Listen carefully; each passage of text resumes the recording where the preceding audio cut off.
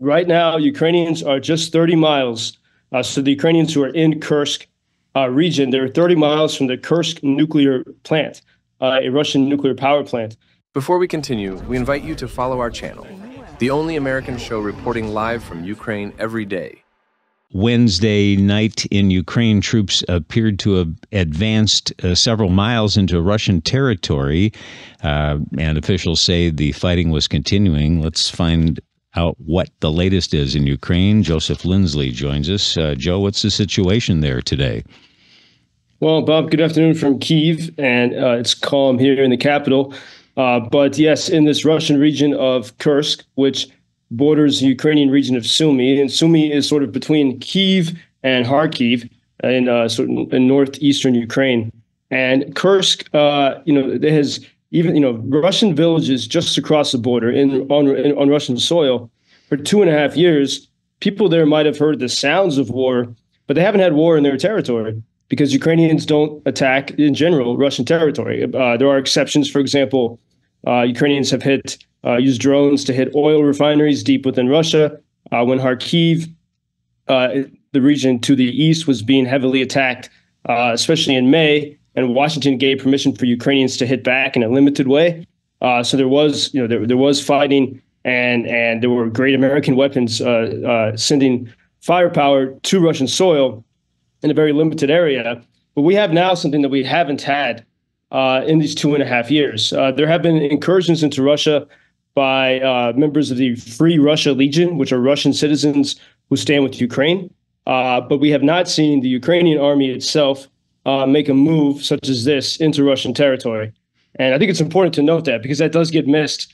It's easy in the headlines and the news stories I saw several headlines yesterday. We're talking about the number of Russians injured, say 5 Russians injured during Ukrainian incursion, 5 civilians injured. And if you put it like that, it makes it sound like this is a tit for tat that's been going on for a long time. But this is actually something extraordinary. In fact, as the Kyiv Post pointed out today, for the first time since World War II, Russia now has a foreign army inside Russian territory. That has not happened at all these past 2.5 years. And it's not happened since World War II. And interestingly about Kursk is the biggest battle in the history of human warfare, as far as we know, there might have been something in more ancient times, but as far as we know, the biggest battle in human warfare was in Kursk. It was between Nazi Germany and Soviet Moscow, 2 totalitarian regimes. And so now that same, once again, and it's curiously in the same place is where Ukraine is making a move. And there's a lot of questions about it. Ukraine is being very strategically quiet about this. I think a lot of Ukrainians have probably learned from, in the past 2 years when there were small incursions sort of small signs that Ukraine could make such a move. People got very excited very quickly. And I think everyone is staying very calm on this and just watching. But, the question, there's many questions here. Is Ukraine, Ukraine definitely has shown that Russia has terrible defenses on much of their border. And a lot of that's because they have, their troops in the east in Donbass or in the south in Crimea and Kherson and Zaporizhia. So it was pretty easy for Ukrainians to walk in to Russia in this way. And we also see a big difference. Like when Russia made its new incursion in May into Kharkiv region for the first time in a year and a half, I'm sure everyone remembers the images from that, but they absolutely destroy. That's how they enter Ukraine. They destroy cities and villages near the border, like that city of Volchansk, which no longer exists. It's all in ruins.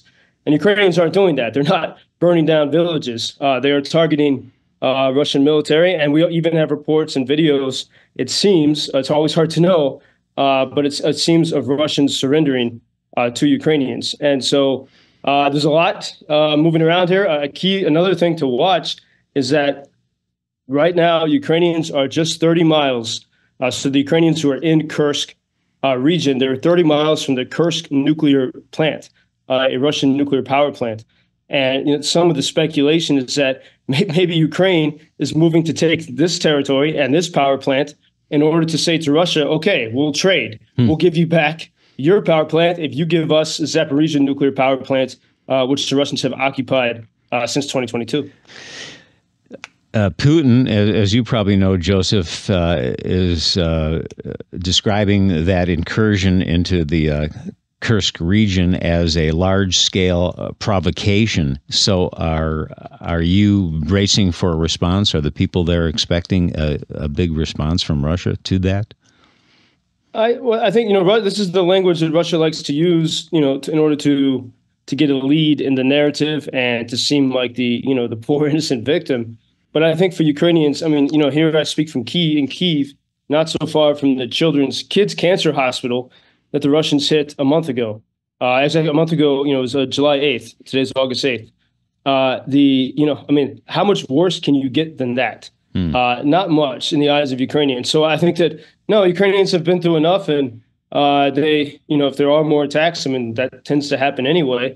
But I think what we do see generally a pattern whenever Ukrainians can make a strong move, especially when they catch Russia off guard, Russia is weakened, and they need some weeks to adapt. They're going to have to move troops around. They're going to have to get troops from the east or from other places and bring them to this region.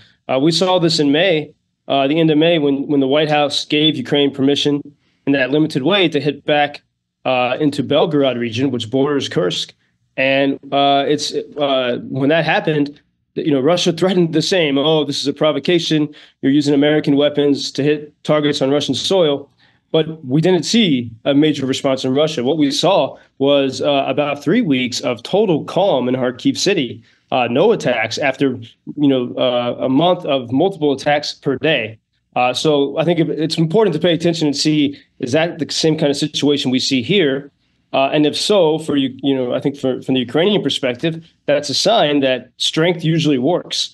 And so it's something to pay attention to in these coming days. Yeah, it's interesting that this success, as far as Ukraine is concerned, being achieved without the F-16s that were in the headlines and have been in the headlines for so long. And Ukraine finally has, although it's only, I think, about 10, right? Yeah, well, Bob, we simply don't know. And we don't know quite how many, and we don't know whether they would be involved in this or not. There was a lot of speculation how the White House was quiet at first regarding the situation in Kursk. But now it seems they have signaled, hey, if Ukraine wants to do something like this, they're okay to do it. They did not. The White House said Ukraine did not ask for permission, but they're free to do what they want. It's ambiguous as to exactly what tools are being used, probably by design. So we don't know that right now. Joseph Lindsley in Ukraine. Joe, thanks for always making us smarter about what's going on there, and we'll check in with you tomorrow. Thank you for introducing Ukraine on your social media pages. That's very important, that much more people can get more information about the situation here and how everybody can help Ukraine to stay stronger and to save all the world. Что он сказал? Well, which side are you on? На чьей ты стороне? Come on now. Oh, which side are you on? На чьей ты стороне?